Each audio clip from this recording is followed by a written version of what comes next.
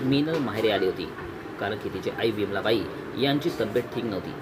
कधीकधी ती आईला बघण्यासाठी 1 तासासाठी का होईना माहेरी जरूर यायची. माहेरी येऊनसुद्धा ती खाली बसून राहायची नाही.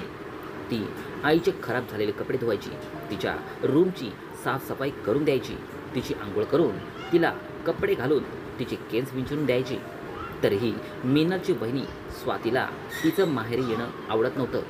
भलेही तिची सासू घाणीत पडून राहो हे तिला मान्य होतं, कारण की ती स्वतःच सासूची कधी सेवा करत नव्हती आणि मुलगी येऊन करायची तर तिला ते सुद्धा आवडायचे नाही. आजसुद्धा मीनल आली होती तेव्हा विमलाबाई बोलू लागल्या, सुनबाई तुझी नणंद केव्हापासून काम करत आहे, जरा तिच्यासाठी 1 कप चहा तर ठेव. तशी तर चहाची वेळसुद्धा झाली आहे. यावर स्वाती म्हणाली, अहो आई तुम्ही पण ना, जरा चहा उकळला नाही की लगेच मुलीसाठी चहा द्यायला सांगत आहात. यावर मीनल म्हणू लागली, वहिनी राहू द्या, मला चहा नकोय. तेव्हा ती म्हणू लागली, अहो ताई आता नखरे करू नका, नाहीतर तुमची आई फोन करून सर्व नातेवाईकांना सांगून माझं नाव खराब करेल की मी घरात आलेल्या नणंदेला चहाला सुद्धा विचारले नाही.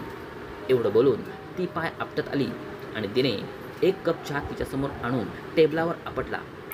कपकडे पाहताच मीनलची आई विमलाबाई हैराण झाली आणि म्हणाली, सुनबाई मला असं वाटत आहे की तू तुटलेल्या कपात चहा आणली आहेस. यावर स्वातीने रागाने म्हटले, अहो आई आता तुमच्या मुलीसाठी मी महागातली क्रोकरी घेणार नाही. हा तुटलेला कपच ठीक आहे. झालेल्या अपमानाने नणंद रडू लागली. तेव्हा बाहेर कार येऊन थांबली. तेव्हा मीनलची बहिणी रूममधून बाहेर आली. मीनल उभी राहिली आणि म्हणाली, आई मला चहा नकोय, मी आता घरी जाते. यावर तिची आई म्हणाली, अगं थोडा वेळ थांब ना, मला चांगलं वाटत नाही, माहीत नाही माझा जीव थोडा घाबरला आहे.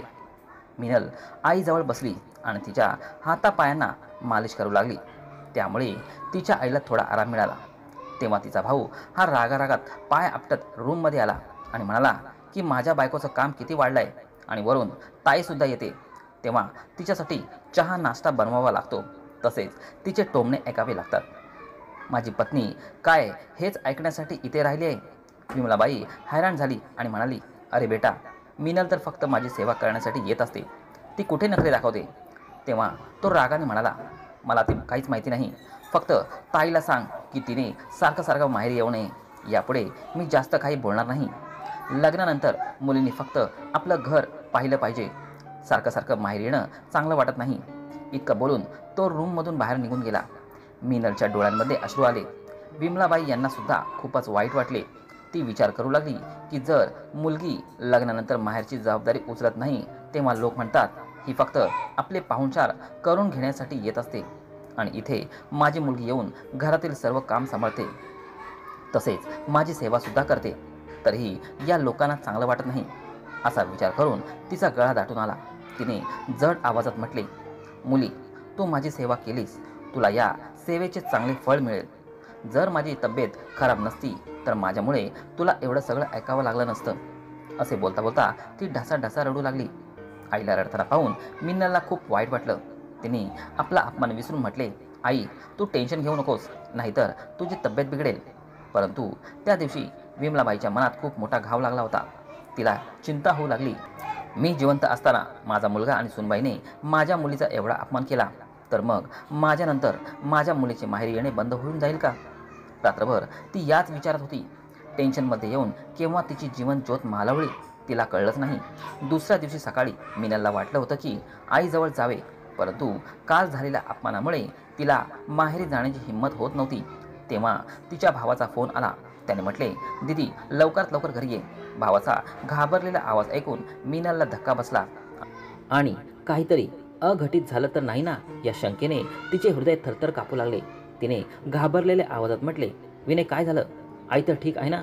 तेव्हा त्याने घाबरलेल्या आवाजात म्हटले, आई आता आपल्याला सोडून गेली. भावाचे हे शब्द ऐकून जणू तिच्यावर वीजच कोसळली. तिच्या डोळ्यातून झरझर अश्रू वाहू लागले आणि ती विचार करू लागली की आपल्या शेवटच्या वेळी आई किती दुःखात होती, ती किती रडत होती. असो, जे व्हायचं होतं ते झालं. खूपच दिवसापासून तिच्या आईची तब्येत ठीक नव्हती आणि ती बिछाण्यातच होती. तेव्हा सर्व लोक मनातल्या मनात या गोष्टीवरून समाधानी होते, परंतु तरीही मीनलचे मन खूपच खिन्न झाले होते. कारण की भाऊ आणि वहिनीची वागणूक तिला जरासुद्धा आवडली नव्हती. आता समाजातील लोकांना दाखवण्यासाठी भाऊ आणि वहिनी पुढे पुढे करत आईच्या अंतिम यात्रेची तयारी करत होते. 13वेला त्या लोकांनी जेवणाचं भव्य आयोजन केलं होतं. परंतु मिनल आपला अपमान विसरू शकली नव्हती आणि त्या दिवसानंतर तिने माहेरी जाणे सोडून दिले. तसंही आई होती तेव्हा तिचा एवढा अपमान होत होता, तर आता आई गेल्यानंतर ती माहेरी जाण्याची कल्पनाच करू शकत नव्हती. तिच्या भावाने आणि वहिनीने सुद्धा तिला कधी पुन्हा बोलवण्याचा प्रयत्न केला नाही.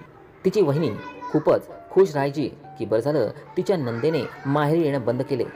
पण ते बोलतात ना की कर्माच्या चक्रातून कोणीच वाचत नाही. मिनलच्या वहिनीने मिनलकडून माहेरी सोडवलं.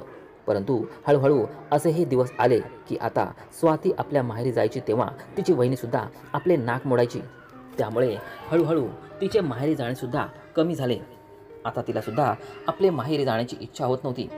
कधीकधी ती विचार करायची की सुरुवातीला माझा भाऊ आणि बहिणीसोबत किती चांगले संबंध होते, परंतु माहीत नाही हळूहळू काय झालं. कधीकधी जेव्हा तिचे मन जास्तच खायला लागायचे किंवा तिला वाटायचं की कदाचित मी आपल्या नंदेचा माहेर सोडवलं म्हणून माझे माहेरसुद्धा माझ्यापासून दूर झाले. कधीकधी तिला पश्चात्तापसुद्धा व्हायचा, परंतु तिचा अहंकार समोर यायचा आणि ती विचार करायची की मला कोणाचीच गरज नाही, ज्याला माझ्यापासून दूर व्हायचे त्यांनी व्हावं. हळूहळू असेच दिवस निघून गेले. एक दिवस अचानक शिडीवरून उतरताना तिचा पाय घसरला आणि ती पडली, ज्यामुळे तिच्या कमरेच्या हाडाला थोडी जखम झाली. डॉक्टरने तिला बेड रेस्ट करण्यासाठी सांगितले. एवढेच नव्हतं तर एक दिवस जेव्हा ती हॉस्पिटलमध्ये होती तेव्हा तिच्या चेहऱ्यामध्ये एक वेगळी झुंझुनी होऊ लागली आणि थोड्या वेळानंतर अचानक तिचा चेहरा सुन्न झाला. तिला कुठलीच जाणीव होत नव्हती. ती खूप घाबरली. आता तर ती याच गोष्टीच्या चिंतेत होती की ती आता बेडरेस्टवर राहील तर तिची काळजी कोण घेईल.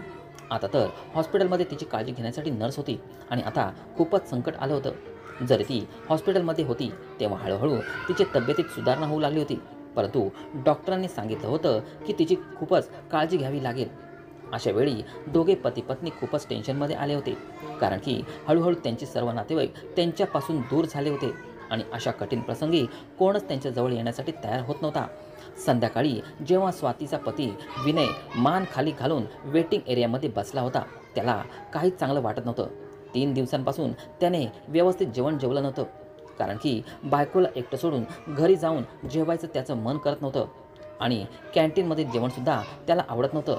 तेव्हाच त्याला आपल्या खांद्यावर कोणाचा तरी स्पर्श जाणवला. त्याने मागे वळून बघितलं तर समोर मिनल उभी होती. बहिणीला बघून तो एकदम आश्चर्यचकित झाला. तेव्हा त्याच्या बहिणीने म्हटले, दादा तू काळजी करू नकोस, आता मी आली ना, आता सर्व काही ठीक होईल. मी वहिनीची काळजी घेईल. फक्त तुझ्या पत्नीला विचार की तिला काही प्रॉब्लेम तर नाही ना.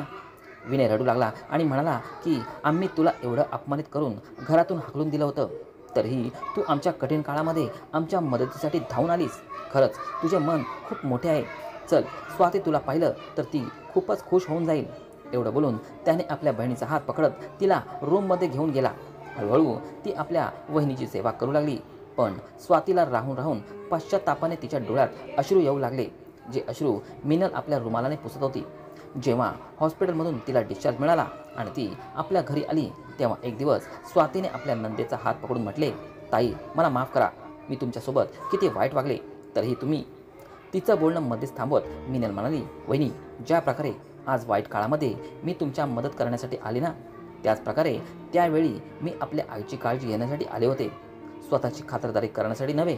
पण कदाचित तुम्हाला ते समजलं नाही. मला आईला त्या अवस्थेत बघवत नव्हतं, त्यामुळे मी माहेरी येत राहायची. असे बोलता बोलता ती रडू लागली. यावर स्वातीने म्हटले, मला माफ कर, माझ्याकडून खूप मोठी चूक झाली. अहंकारात येऊन मी तुझा तिरस्कार केला होता, परंतु आज माझ्या कठीण काळामध्ये तूच माझ्या कामी आलीस.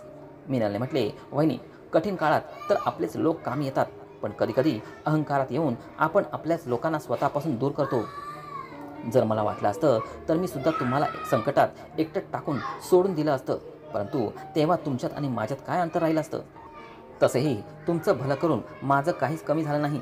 यावर स्वातीने म्हटले, म्हणूनच कदाचित मी वाईट कर्म केले आहेत, त्यामुळेच मला ही शिक्षा मिळाली. लोक असे बोलतात की जेव्हा आपण चांगले कर्म करतो तेव्हा आपल्या जीवनात काहीतरी चांगलं होतं, परंतु जे लोक चांगले असतात ते नेहमी स्वस्थ असतात. ते कुठल्याही संकटात सापडत नाही, तेव्हा ते त्यांच्या चांगल्या कर्माचं फळ असतं. आणि आम्ही जे दुसऱ्यांचं मन दुखावतो त्यांना एक ना एक दिवस तरी अशा वाईट परिस्थितीतून पाहावीच लागते. मिनलचा गळा भरून आला आणि ती वहिनीला म्हणाली, तुम्हाला तुमच्या चुकीची जाणीव झाली, त्यामुळे झालेल्या गोष्टी विसरून जा आणि स्वतःची काळजी घ्या. बाकी मी तर नेहमीच तुमच्या सोबत असते. स्वाती आपल्या नंदेला मिठी मारून ढासाढासा रडू लागली. आज तिला खरंच आपल्या चुकीची जाणीव झाली होती.